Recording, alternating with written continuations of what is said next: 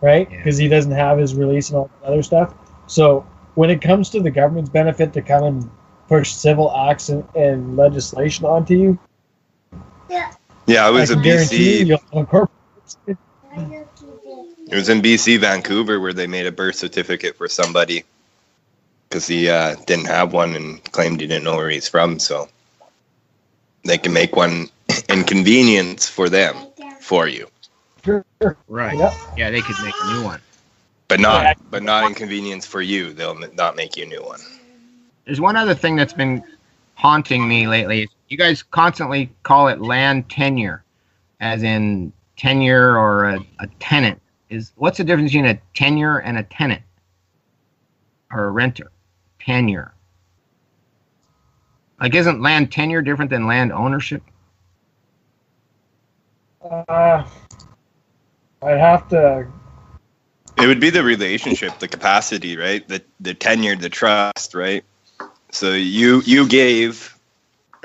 donated your land as a minor to the donee, which was the monarch, and they grant you back that what we call the indenture for us and their depot. So that would be your land tenure.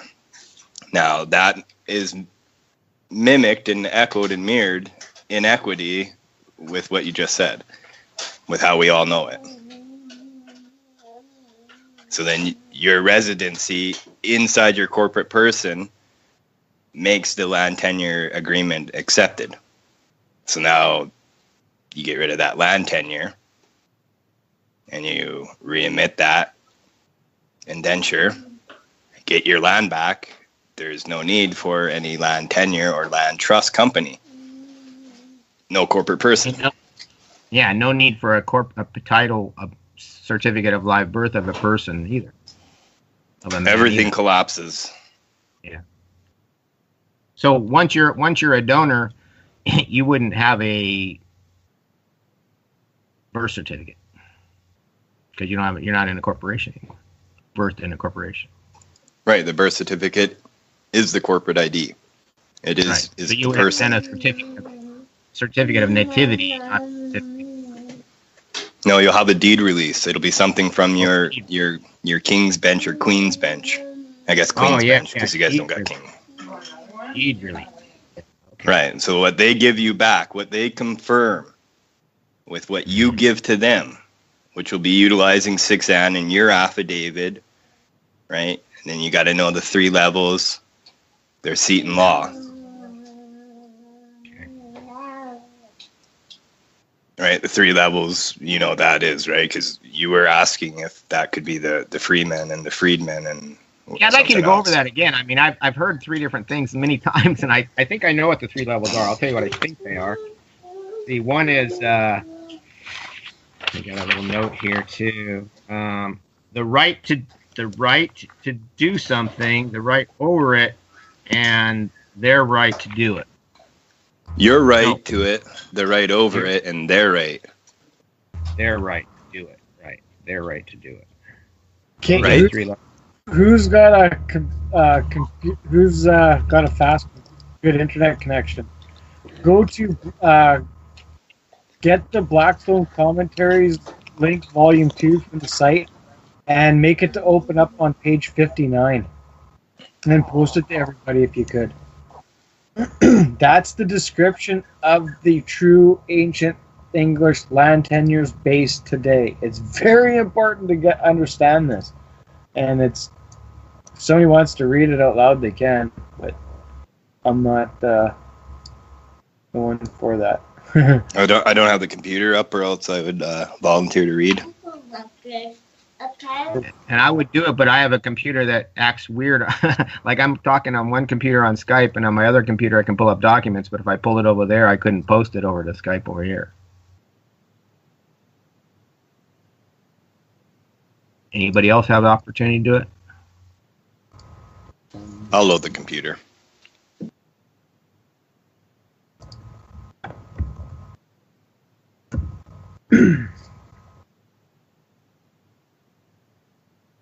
Well, I think it's been another really good call. I know it kind of got a little messed up as far as our little pieces we're doing in between. I kind of thought that might happen, but topics in between. But I think it kind of narrows down certain topics that we can now kind of just talk just about. Like I said, like the 3 levels, for instance, or then like just about the warranty, or just about the deed poll, or certain types of things like that.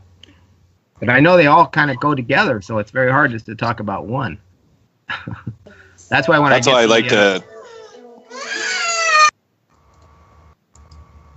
Go ahead, Justin.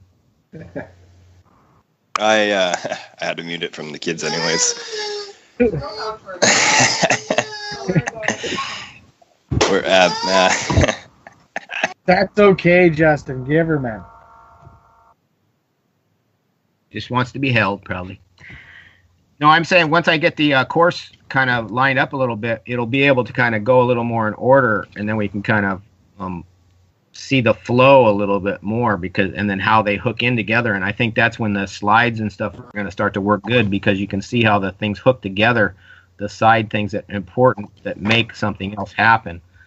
Because those slides are like massively important, I think, when especially when we were looking at that express trust and how the guy was explaining a complicated thing, but when you see how it ties together, you know, and this is even more complicated technically because it has a lot of little parts that have to be done for another thing to happen. And it would help me a lot explaining it all too, to have an outline to follow to make it easier, because with just jumping all over the place, not having an actual format to follow makes it kind of hard. Yeah, I totally agree, but I don't know enough yet to put all the little parts together. I'm getting there. I'm just going to keep putting it together, and they'll look weak, and we'll just have to keep strengthening them until, you know, all the parts are there, because exactly it'll come together. I posted a link to the actual volume 2, and you just have to go to page 59 on Skype. But it's basically a land is everything, right? It's because you got to remember what hereditaments are, right? And it's basically It's the land and hereditaments, right? Both. Yeah. Everything. Yeah. The real, what we would call real life. That's right. Lands, tenements, and hereditaments. And it must have been holden too, right? So you've given it away. So, like it's basically held in trust, right? Right. If you can't go to a country where you don't have a registration of live birth or a certificate of live birth and claim that you have warranty there. Right. See, and unless it's a British monarch one. Hey, could you guys? You could get a deed release there. Because say if somebody kidnapped you, right, trafficked you to another British monarch country, and you somehow managed to get into the Queen's Bench there, you could technically get a deed release by them, could you not? Yes, any English law, because any English law jurisdiction, because they're bound by the common law. And you got to remember that as soon as anybody gets put into the English system, they are automatically granted the trust to a portion of lands.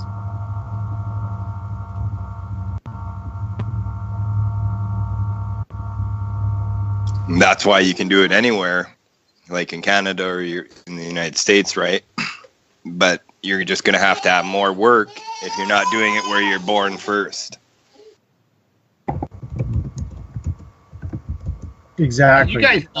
Could you guys give a breakdown of warranty, and not what we know what warranty is now, but why do they call it warranty? Like warranty, like a check, or how do they mean warranty? Because it's your indenture guarantee? to get your land. Yeah, it's a guarantee to get your land back. The warranty could actually be called a guarantee. Well, It's your deed poll. Your deed poll is their guarantee warranty for the land. I would like to stress that if people are looking for for the common law definitions of these things, you got to look to the very last. Like if it has a bunch of volumes, you go to the last volume, and the very back is the word index. If it's only one volume, then it's going to be just in that one, right at the back.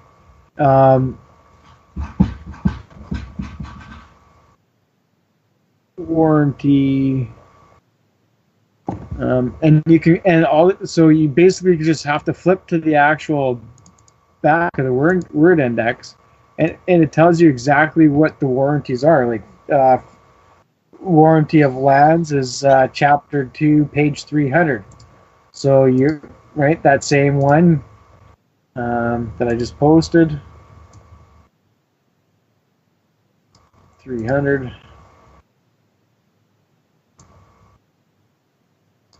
Like, you don't have warranty in your definitions on the website. No, I haven't completed them all yet. We'll have to add all these yet too. And it says on page 300, next may follow the clause of warranty whereby the grantor doeth for himself and his heirs warrant and secure the guarantee to the estate so granted. Right? By the feudal constitution, if the vessel's title to enjoy feud was disputed, he might vouch or call the lord, and blah blah blah. It keeps going on and on about warranty, and then it's got a whole bunch of footnotes that are important to follow as well, because you pretty much have to stop at that first sentence, right? To secure the grantee, the estate so granted, and it says A. And it's number 10, yeah, volume 2, section 2. So there'll be a something written in there about that, which would probably be a worthwhile read. So, like, it takes you a little bit to work through it because they go into such extreme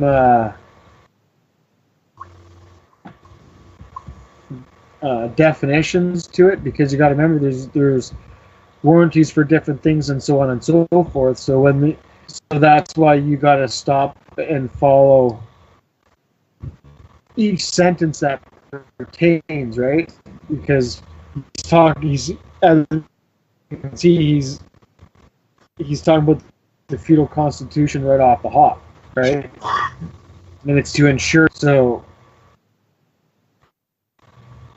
Yeah, well, I was kind of looking at more. I understand. I was just trying to look at a more general term to understand it. I know we should call it warranty because that's what they call it in the law, so that's fine. I'm just trying to say that, for warrant, there's different types. Seemingly, there's different types of warranties, and so a warranty is basically like a guarantee. But when they put out a warrant for your arrest, that's what that's a warrant too. And I was having a problem in differentiating the types of warrant that we're talking about here. Like a check is a warrant, and there's.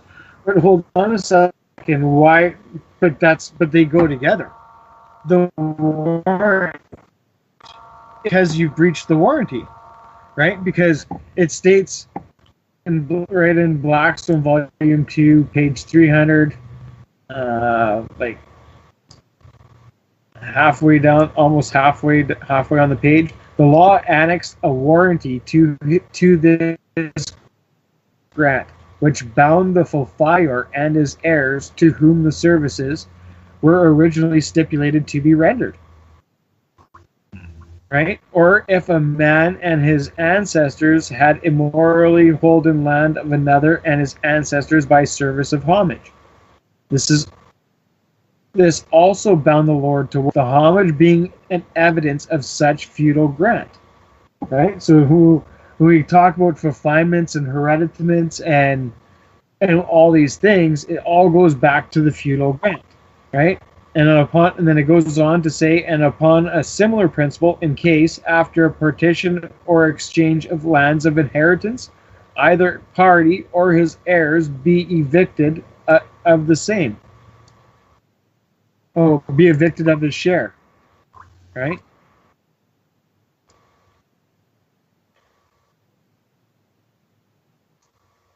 So it's all in Blackstone. And it all then like it quotes Littleton, right? And that's Littleton's LITT is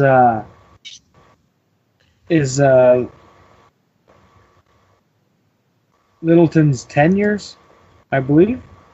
And co.litt is Coke upon Littleton. I'd have to check on Little. I think that's commentaries upon Littleton that they put there. Little LITT is in Blackstone in this version is commentary upon Littleton. Oh, great. I'm glad you're talking about commentaries too. I wanted to tell you about this. I couldn't tell you about this over chatting because it's too much to explain.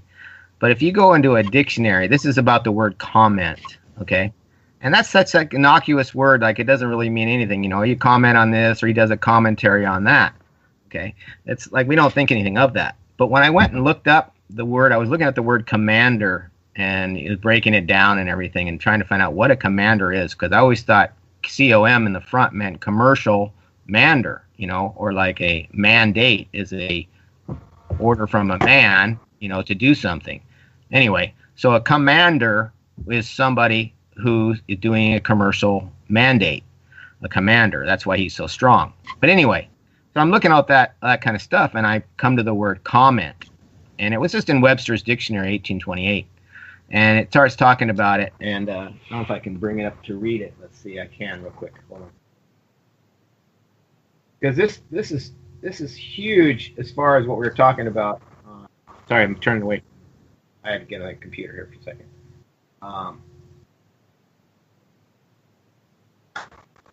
And we're talking about these commentaries. It says, but it all comes from this word comment. And it says, let me see if I can move the computer over so I speak into the thing. It says comment. This is Webster's International, 1828. To write notes on the work of an author with a view to illustrate his meaning, or to explain particular passages, to explain, to expound, to annotate, followed by on. We say to comment on author or his writings, okay? To make verbal remarks or observations either on a book or writing. Now, that's what we all know, that's what it means, right? But it says comment, to explain, and then it says to feign or devise. And so that was curious. So I said, what does that mean, to feign or devise? And what that I found out was when you look up the word devise, and I won't get into all of it. Well, I guess I can real quick, but to devise is like, to make a scheme or a plan. And you go, well, what does that have to do with a comment? Because what's happening is when a attorney or something is commenting in court, he's trying to make a comment on what you're saying. So you might say something truthful, completely truthful, and he might make a comment based on that, which is why the other attorney will object. He'll say, I object, irrelevant or whatever, because he's trying to feign or devise a way to make what you're saying not to seem completely true. He's commenting on it, because if I call someone and like say, oh, he's an ass or whatever, if that person doesn't object and punch me in the face right away, then the other person might think that I've accepted being an ass because, the guy commented that I was an ass and I didn't rebut it. So therefore I'm an ass, and that's when these little words start to mean so much, because the comments and all the things that we're doing is they've made certain comments in law, or in equity, I should say, about who we think we are. They're making these presumptions, which are their comments. And if we don't rebut those comments and those presumptions, then we are assumed by tacit acquiescence to be that thing. And so this whole system is basically about a system of defending yourself, and why they call it war, because business is war. And business is about the idea of saying, well, I have this and you have that, and we trade, or I fight you for it, basically, and take it from you. And because I'm the more powerful, bigger business, a takeover of a business or something, something like that. So, but they all come from this idea of being a comment.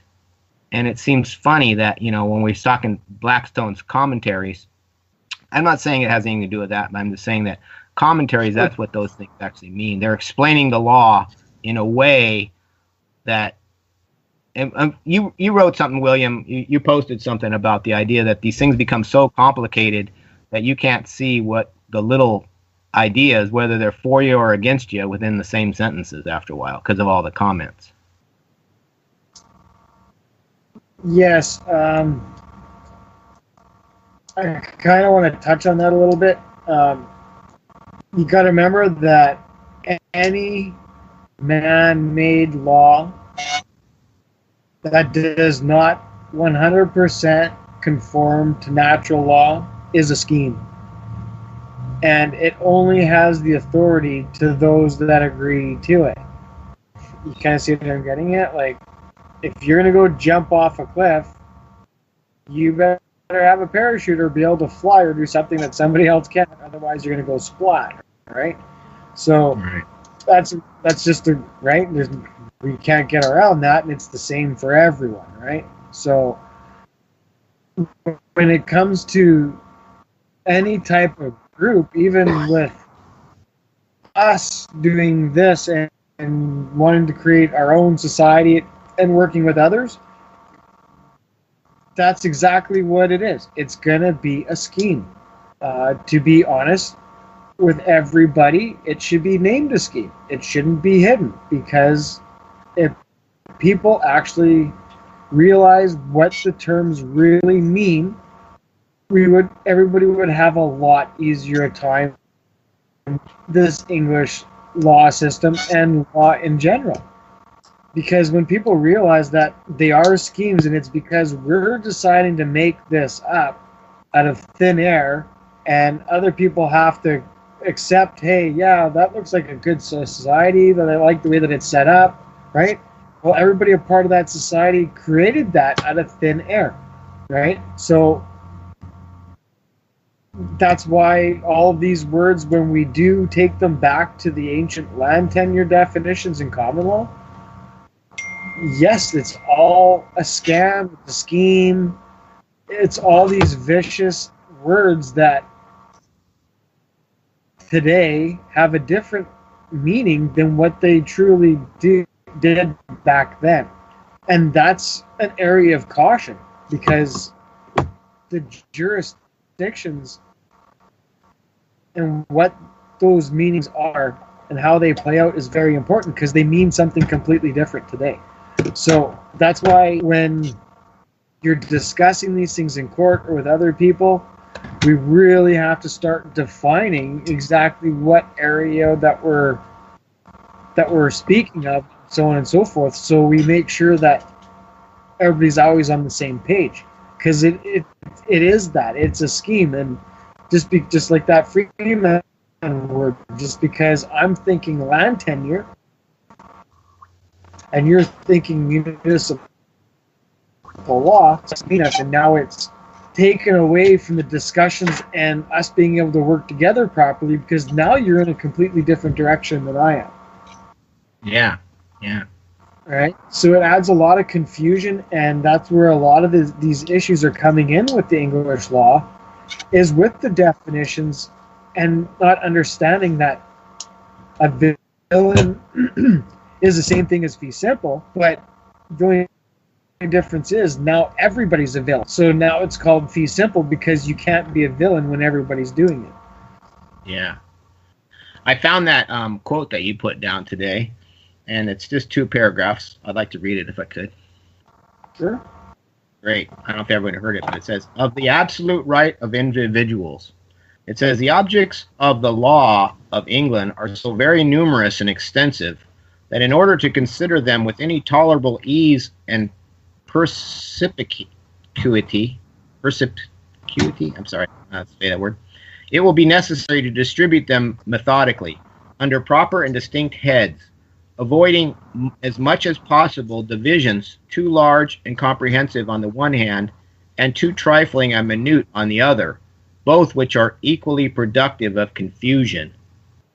Now, as municipal law is a rule of civil conduct, commanding what is right and prohibiting what is wrong, or as Cicero I and after him Braxton II had expressed it, Bracton, sanctio justa jubens honesta et prohibition contraria, it follows that the primary and principal objects of the laws are rights and wrongs.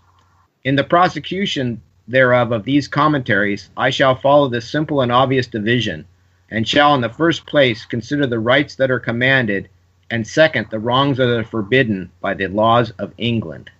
And then you put a hint, which I don't really know what you meant by that. Oh, that was... remember I asked the question about... that was to do with the deed of release, about what authority do they have to force you to be part of this actual system, right? And then the next one that I posted after that was I believe was the one that was actually the punchline to it. Oh, I can look at it. After that, let's... But it shows right there too, because it's actually going into it as well here, because it says now as municipal law is the rule of civil conduct, commanding what is right and prohibiting what is wrong. And it also, because the next one that I posted was, it was, actually I think I got it right here. Yeah, I got it right here.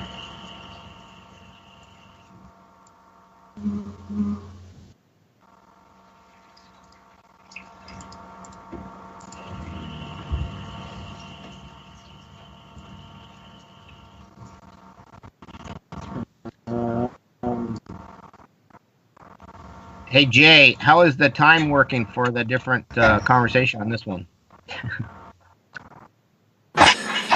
You're an hour and a half deep. Yeah, I've just half. left it because it's it's just general conversation. But I've kept a note of the rough topic so I can put that in the description. In the study of English law and the commentaries of introduction of the study of law, where also the municipal laws are frequently connected with the civil.